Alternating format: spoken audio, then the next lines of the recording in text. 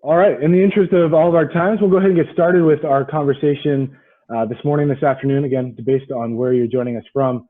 But today we really want to talk, Kevin and I, spend some time on getting back to business and how do we think about evolving the guest experience and really looking to identify and adapting to those different guest needs as we work into this new COVID-19 environment. Before we jump in, I just want to pause and just mention who we are. And if you've not been familiar with the Freeman Group, we've been around since 1985. And our founding partner, Bill Freeman, has taken the same approach into the hospitality, travel, and healthcare industries of offering practical training to really influence the guest service and the experience that your staff provide your guests. Bill wasn't able to join us today, but he does say hello, and he will speak to all of you very soon. But again, this company has been founded on a very simple philosophy. And that philosophy is that delivering an exemplary guest experience isn't about what we want our people to do. It's actually not even about what we want our people to say. At the end of the day, delivering that exemplary guest experience is all about how we want our people to think. And if they're always thinking hospitality, and that's top of mind of how they make that guest feel and how those interactions are engaging them, what they do and what they say will follow suit. So as we think about every solution that the Freeman Group has and what we can offer, it's all about getting our staff and more specifically even our leaders to think differently and to think about how their actions can impact that guest experience. And this philosophy holds so true even now in this new COVID-19 environment.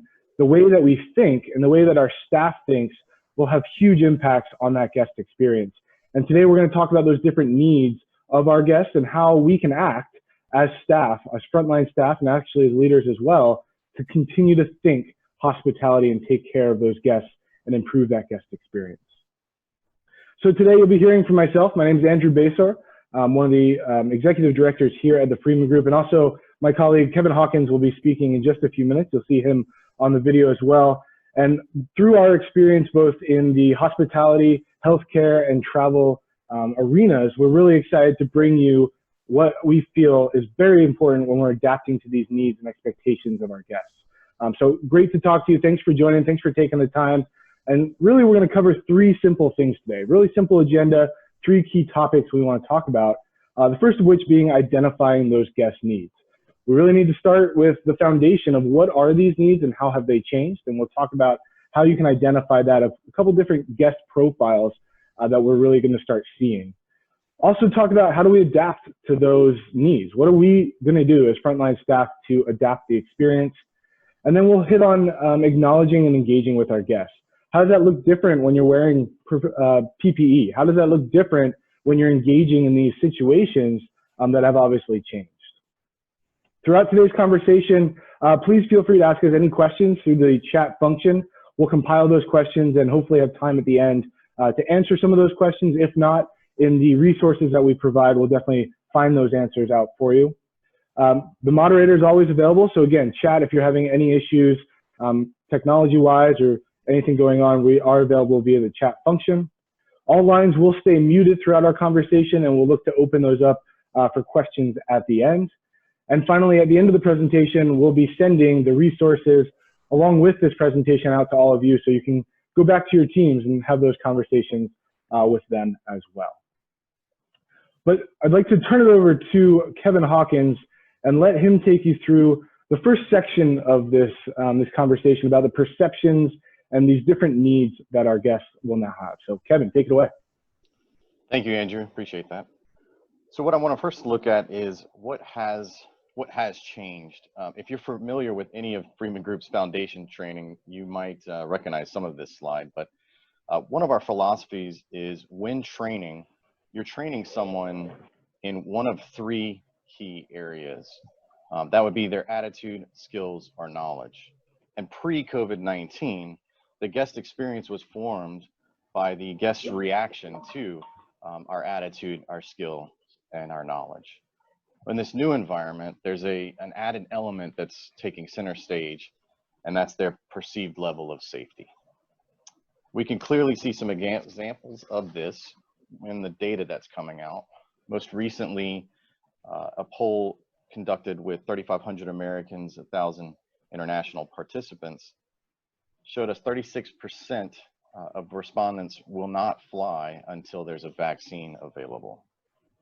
We also saw 45% will not go to a casino. Another 26% will not stay in a hotel. And even 41% of those respondents won't attend entertainment events such as the theater or a concert. So what does this tell us we should expect? I want to take us through a quick scenario. 24% of those respondents said they will not return to a sit-down restaurant prior to a vaccine being released. Out of that 24%, almost 50% of those individuals are going to wait almost 6 months before they frequent our doors or venture out. So business is going to be slow to return. And in our experience with the clients we've worked with over the last few weeks, that's exactly the case. Two I was working with last week are only seeing an occupancy rate of about 18 to 23% currently. So as business trickles in, it's going to be very important to capture that crowd and maintain that high level of service that we and they have come to expect. So what does that tell us? What do we know about those guests that are willing to venture out? Well, 91% of them are expecting to see increased sanitation practices, as well as to be communicated or informed of what those practices are. We also see 86% to 88% of those employees are expecting to see the teams wearing personal protective equipment, such as masks and glove usage increased. So all of this brings new challenges to our standards of service, and that's what we want to explore today. To do that, you might be familiar with the change curve model. It's a representation of how we deal with change. Change is an ongoing process rather than just a single isolated event. And there's a progression sequence that we all experience, and it needs to be mastered to really be effective in handling the change, especially change like COVID-19. You'll see people in each stage, some in denial, some resistance to this change. The explorers are a little more apt to investigating the change, and then finally there's those that just accept the change. And over time, we all eventually move along there. So to really illustrate it, we can use this model to see the spectrum of guests we can expect to encounter. Today, we're going to use a model from both ends of that spectrum. So that would be the dismissive guest, as well as the hypersensitive guest.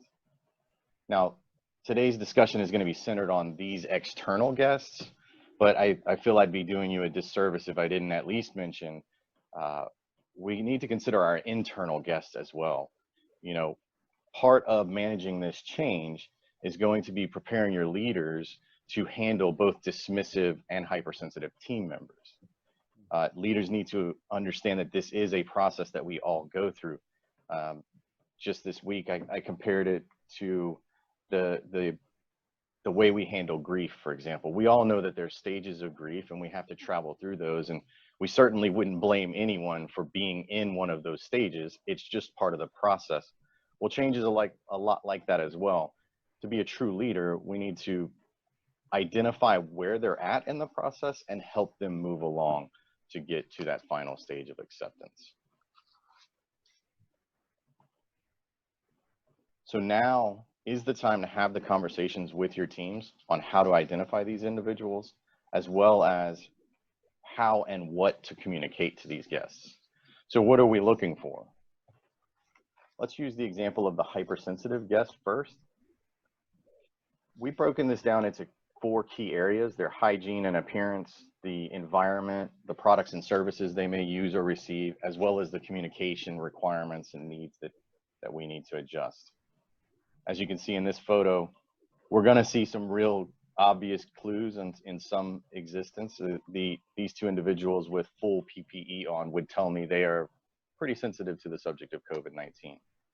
You might see this same person using hand sanitizer more frequently.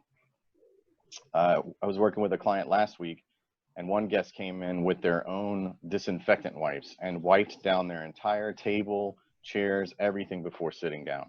That was another clear indication of their sensitivity level. These same guests They might prefer to use single-serve products or PC, personal consumption condiments. Uh, they might be a little more hesitant or cautious to use shared items such as the check presenters and pens and such. And they're also going to be the guests that are asking a lot of questions of the team members. And one thing that seems to stand out too is they seem to be a little more courageous in the respect of voicing their concerns to other guests that they perceive may not be following or complying with the same recommendations. So that's another added element that we may have to control or adapt to, is the cross communication from the dismissive to the hypersensitive guests. So let's look at the dismissive character. This individual, you may see just a general lack of concern for PPE. They're carrying their mask. Maybe they don't even have a mask. We're seeing a lot of that in here in Dallas. They appear completely comfortable with the business protocols put in place. They'll use the shared hand sanitizer. In fact, in a session yesterday, somebody brought up the conspiracy theorists as a part of this group, and that will definitely impact our communication strategy with that guest if we identify that. These individuals may not be as concerned with the type of product, whether that's personal use or single use. And they might even be very dismissive and not really interested in even hearing about the advanced protocols we put in place. So in your pre-shifts and your training sessions, we really encourage you right now to be thinking of ways to engage your team members on how to identify these guests, as well as how to adapt and how to handle the different situations. If you think about it, we're kind of all sitting on a powder keg of sorts. You know, if you're in a hotel and you have a 300-person pool party on the 4th floor, and somebody gets COVID-19 and it's traced back to your establishment, that's a PR nightmare just waiting to happen. So now more than ever, consistent observation and training and discussions with our team members is going to be critical in those areas, as well as to progress everyone through that change. So Andrew's going to take us a little more specifically through what steps we can give these team members and the actionable items that we can help talk them through. So I'll hand it right over to you, Andrew. Great, thanks, Kevin. And such a great point Kevin brings up of the scale of our guests, right? We're going to have some that are dismissive, some that are hypersensitive, and probably a lot that fall right in the middle. So it's about looking at these different ends of the spectrum and those different needs, and how do we act? How do we adapt to what those different needs are? And it all starts with really taking action. And we really need to make sure that we're acting in a way that our guests will be able to see that. And our behaviors will definitely influence that perception of safety. So let's take a look at just how we can act. What can we do as staff to address these two different types of guests? So if we're looking first at the hypersensitive guest, the guest that is coming in full of PPE, wiping down that table quite a bit and really going above and beyond, we as staff are going to need to make sure we're compliant with our own PPE at all times. And that's not just when I'm face to face with that guest and I'm taking their order or checking them in. It's anytime I'm walking around public spaces or just walking around that restaurant, that hypersensitive guest is watching me. And they're watching to make sure I'm not touching my mask or taking it off. They're making sure I'm washing my hands when I go behind the bar to grab their drinks. Really important, because they will be watching every step, more so than they have in the past. So really important that we're always compliant with those guidelines anytime we're on stage, anytime we're in view of those guests. Additionally, although they might be bringing their own sanitizing wipes or solutions, we also want to make sure that we're providing that to them as well, and letting them have that avenue and those options to use our own products and ease their comforts just a little bit more. On the flip side, when we look at the maybe dismissive guest, or someone who's really acceptant of the environment that we're in and not really taking those full precautions, that doesn't mean we can be lax with applying our PPE in that situation either. Again, there's others in the restaurant that are watching, or others in the facility, and we really need to make sure that we're being mindful of that. So just because you have a guest in front of you who is dismissive to wearing that PPE doesn't give us that opportunity to do the same thing. So we should always still be compliant with our PPE guidelines, and continue to offer that sanitizing or cleaning supplies. It can't hurt to give those types of guests just the opportunity to take what we can give and really aim to protect them and our own well-being. When we look at those guest environments, it's really important for that hypersensitive guest that we're showing them that process, we're demonstrating that process of cleaning to them. So before we're handing them room keys or their keys at valet or even their menus, that's an opportunity for us to take that step and that extra second to just wipe that down and show how proactive we're being in making sure that their environments are safe. We also want to take some extra attention and maybe increase that cleaning. If I have to go retrieve a high chair, right, for a family, I might want to get to the table, wipe that down before I allow them to place their child in that tool.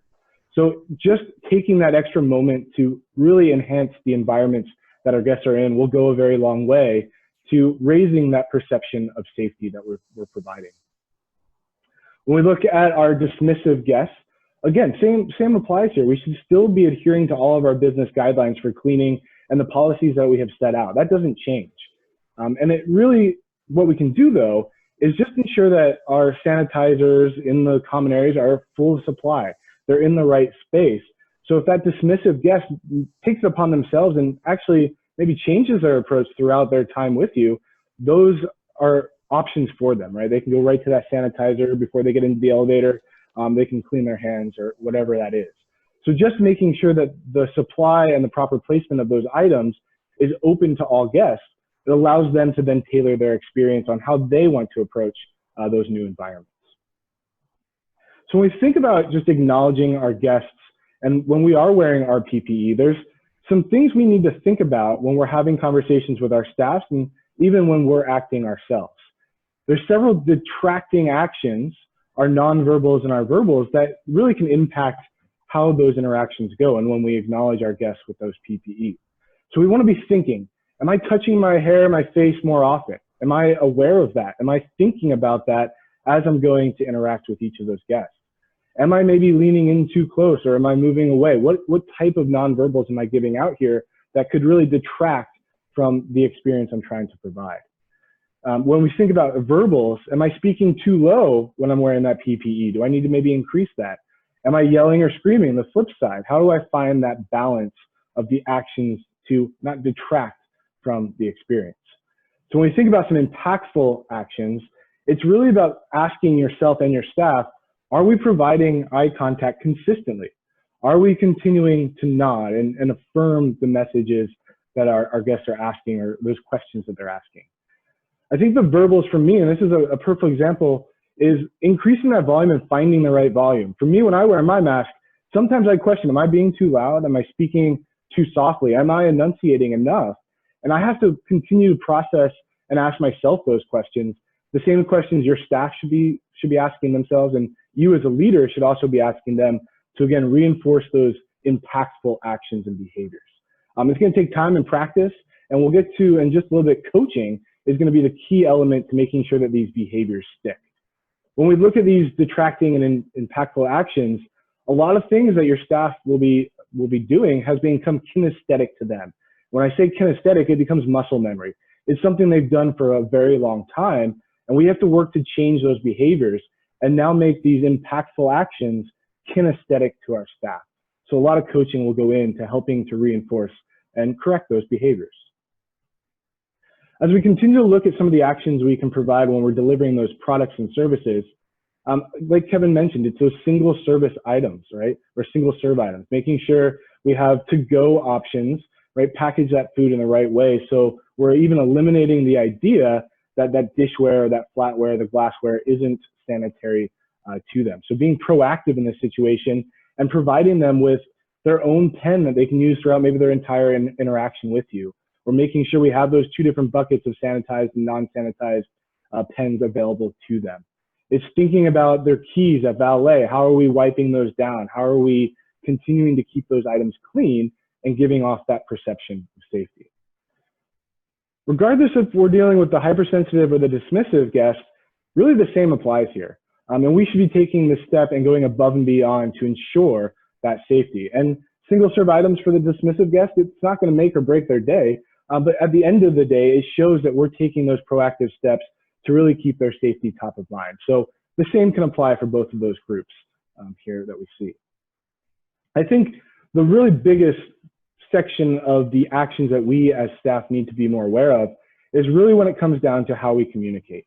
And it's even more important to have effective communication when we're talking to these hypersensitive guests, and making sure that we're being proactive with what steps have we taken to clean and what updated policies and procedures did we establish, and making sure that they know that from the very start. So if I'm thinking about in a restaurant, before I even present the menus, before I even get into the daily specials of the day, having that information top of mind. And if I see those needs of a hypersensitive guest, being proactive with that communication. Making sure we might over communicate in these circumstances. That might be necessary, and that's okay. The guest is going to tell us what they need, but being proactive and just initiating that conversation is step one, and doing so in an effective way. When we think about that dismissive guest, they might not need as much explanation of what those cleanliness and hygiene protocols are, but they're still going to want to know. But I think the biggest thing for us of what we feel you can do to really impact those dismissive guests is really give them some gratitude.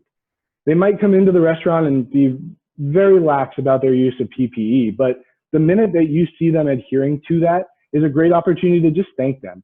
And I don't mean in a condescending way. I mean sincerely, thank you for your adherence to that policy. The impact of you wearing that mask helps not only me, but also other patrons here within our establishment. So it's a great opportunity to just thank those individuals who might just be super dismissive and don't care about those certain policies and procedures, but the minute you're able to catch them, that goes a long way. The next time they come in, they might think a little bit differently and see how their actions could impact others throughout their experience, or you just as the staff. So a great opportunity to effectively communicate and just thank them for what they're doing to help the greater good. So again, when we're thinking about engaging with our guests, some questions we can continue to ask ourselves of what am I doing to distract from the experience? Am I touching surfaces before I'm engaging with the guest? Are they seeing that? Seeing me touch something else, not wash my hands and going right to them? Is that detracting from the experience I'm trying to provide? Similarly, am I speaking negatively about these policies and procedures? I get it. Some of these policies and procedures aren't comfortable or they're not natural. But that doesn't mean we should be bad-mouthing them or shooting them down or dismissing them. We need to be supportive of how our guests are dealing with this change, and us as well as teammates and staff. So when we think about some impactful actions that we can provide, is really just making sure we're focusing on what we're doing, stopping our actions and just focusing on that guest in front of us, and always asking ourselves, are we doing that? Are we giving them their full attention? Are we not prejudging every conversation that we have? Are we providing additional resources? We might not have all the information, but we can cite our website or mobile avenues for additional resources that these guests can go. And it's all about asking ourselves if we're making these impactful actions or are we detracting from the experience we're trying to provide.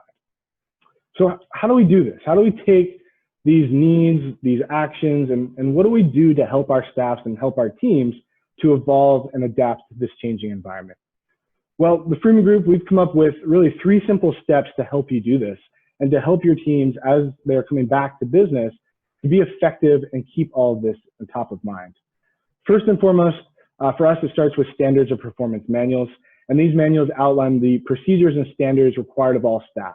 It really details out what they do in every situation to address these new concerns. Additionally, with our standards of performance comes a training solution. Every standards of performance manual needs to be backed up with a training so that your staff knows exactly what those expectations are, and they're actually allowed to practice and get some reps, as we would say, to practicing these new behaviors. Because again, they're not going to be kinesthetic to them right off the bat. They need to practice and evolve, and really those behaviors will take time to stick. But ultimately, it's all about on-the-job coaching. It's about you as leaders really making sure that we are watching and observing our staff and providing them the correct feedback to either correct their actions or reinforce what they're doing well. So our standards of performance manuals, as step 1, they've been created to adapt to this new environment. And they focus on what practical and technical skills are really necessary. After today's conversation, you'll all be receiving our COVID-19 behavioral task SOP, which outlines those key behavioral tasks of what your staff should be doing in this new environment. All of our solutions have been vetted with our medical director and additional healthcare professionals, and they look to highlight 4 key areas which we've talked about previously in this call. That's your personal appearance, those environments, any products and services that you might be delivering to your guests. So think room keys, linens, think anything that you have to exchange, payment types. We've highlighted how you do that. And then finally, communication. And that's what you'll be receiving is a bulk of those tasks will really focus on the communication and how your teams will do that. Here's a prime example of what you'll be receiving after today's conversation. You'll see those procedures and standards have been spelled out for those specific interactions and specific times that your staff will have to engage with your guests. Big one there on the right-hand side of the screen is those difficult guest conversations. We always have had difficult conversations in our operations. They just get a little more tricky now with asking for compliance of PPE, asking for compliance of social distancing, and what happens when you might have to request that several times. We've outlined those solutions for you. So hopefully that'll be effective and useful for you in your operations. Additionally, we have some additional manuals that are available for purchase. We have for airlines, airports, hotels, valet, yachting services, all available to you as a great resource for taking on this COVID-19 environment. So step 2 is all about those training solutions. And our first training solution are our session plans.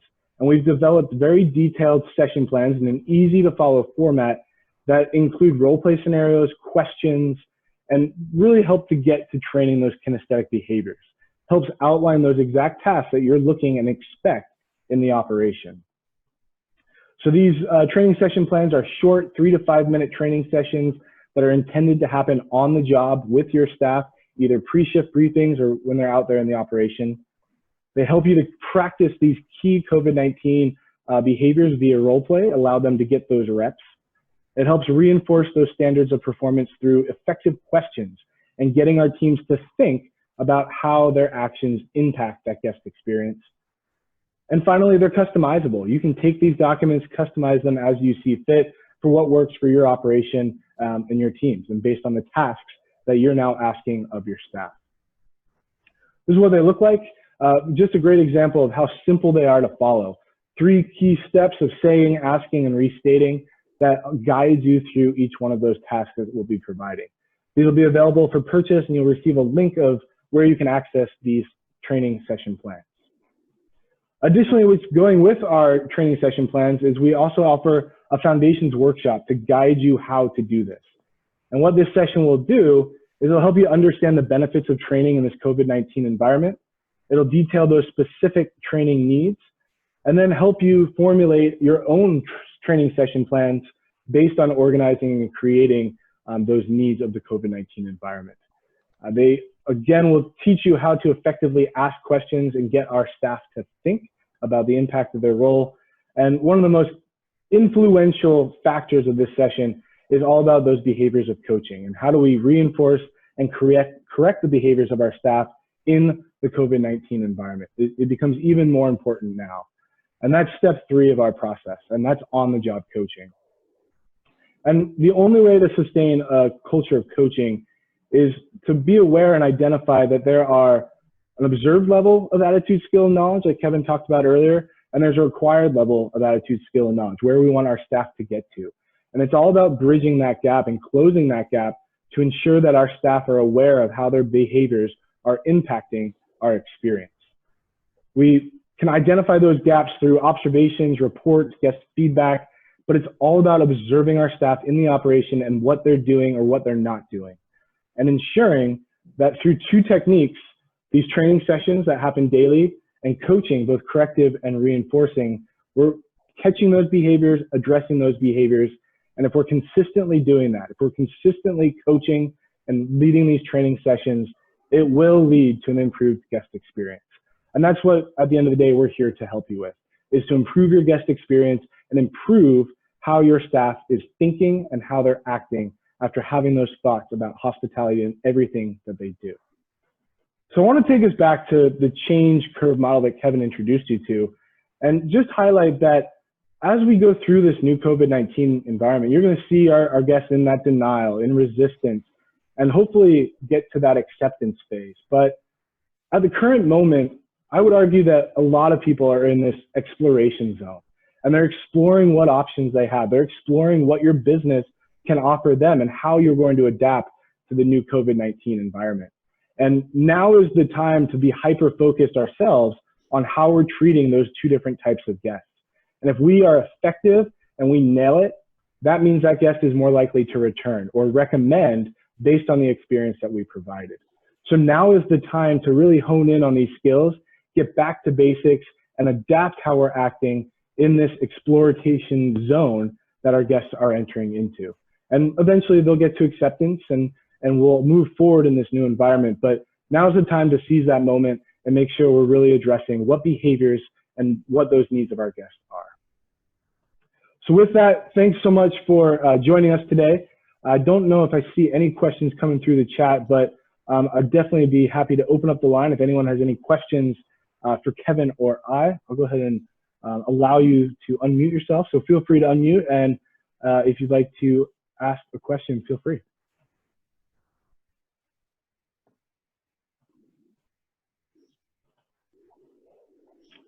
Yeah. Great. Mikhail? Hello. Thank you very much. That was very interesting. I am from London at the Lansborough Hotel, and we have been trained as well by Bill Freeman for since I reopened the hotel 5 years ago. Great. I just had a question because in the UK, the hospitality industry is still closed. Mm.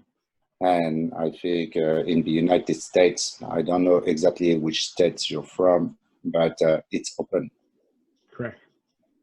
And I'm not into the politics, but what I mean, it's like you are not like in Paris or like some other countries in Europe, you still have a high rate of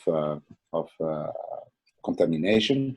So how will be the ratio between denial and the person which are hypersensitive, knowing that you have opened early if I compare to the other hospitality industry worldwide?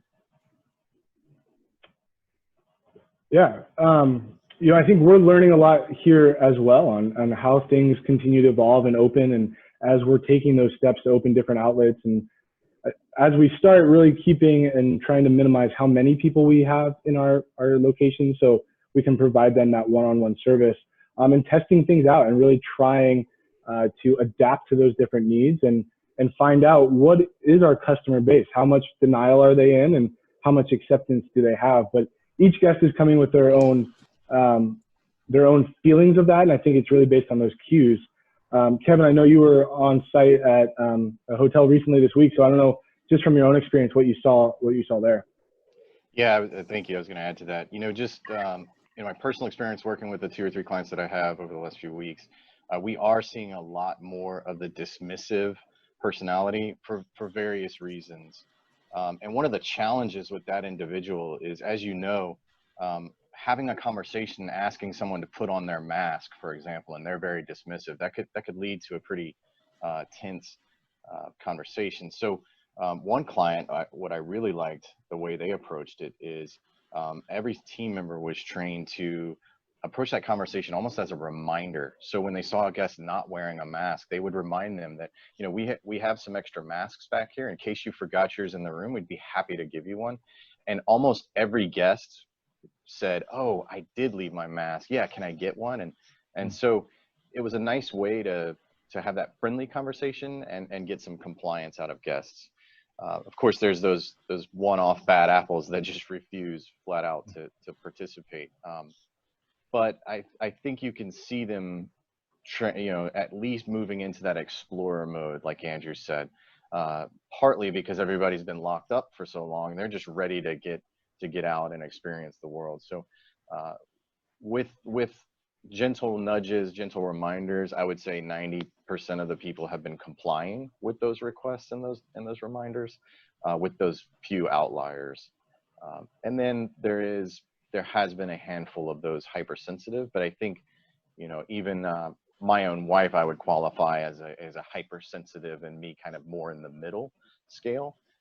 So we're starting to see those people venture out slowly but surely. And I think that's that 24% that may wait, you know, 3 or 4 months from now. So I expect to really see more of that personality as time goes on, because even in the healthcare clients we work with, this thing's going to be around for a while with us. You know, they're actively working on vaccines, but it'll be several months before that's even a reality. I hope that answered your question. No, that's so you have got as guests, I would say majority will be in a dismissive category, and as you said, a handful of hypersensitive. That's for the guest, and I really like about today's training. It's focus on leaders training their team how to deal with the situation. Our team, ourselves, we are all human beings. And I think that the ratio might not be 90% of your hospitality staff are dismissive. So I would expect that within my workforce, I have maybe a 50-50 ratio. So I think the person who are happy to come to enjoy a drink because who cares in a certain type of approach. How do you deal with the member of staff, even through training, that can be reluctant as a 9% still? Yeah, the experience I've had with those two particular areas, it's been a lower percentage of team members that were dismissive, and the focus really shifted to those team members because, as you know, somebody who's very dismissive of this, they're not going to follow the procedures as intensely as they should. And as I mentioned, you're sitting on that powder keg. You know, you don't need a dismissive employee igniting that keg, so to speak. And so the concentration really shifted to consistent coaching. I think, you know, there's companies that are going to do lip service with this. They're going to put the sign on the front door and they're going to say we're doing these things, and then they won't, you know, follow up with their team members. And personally, I don't ever want to find myself in those scenarios. So we shifted gears and started relying heavily on that on-the-job coaching. You know, Andrew mentioned that kinesthetic behavior. You know, they kind of fall back into what they used to be doing. So you're having to re-engage just about everyone. And eventually, the few team members that were really dismissive, they gave in. They knew we weren't going to give up. We were going to be relentless. And so they might as well just follow the procedures. And it seems to be the trend that the other team members are kind of getting your back and helping you kind of bring them over to the right side of things. Good, thank you. Great questions.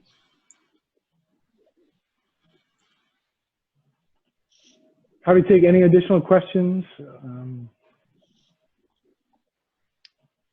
Also, don't forget, we have our contact information here. We're happy to shoot us an email or reach out. We can help you walk through some verbiage or any of those scenarios that come to mind. Nice. I really enjoy this. I really enjoy this presentation. This is one of the first that really connected, that wasn't focused on business, but more focused on managing your own team. Yeah. Thank you. Great. All right, with that, we'll close down. You'll see an email here shortly with those standard performance manuals that we'll be providing to you, and then additional links for anything else we can do to support.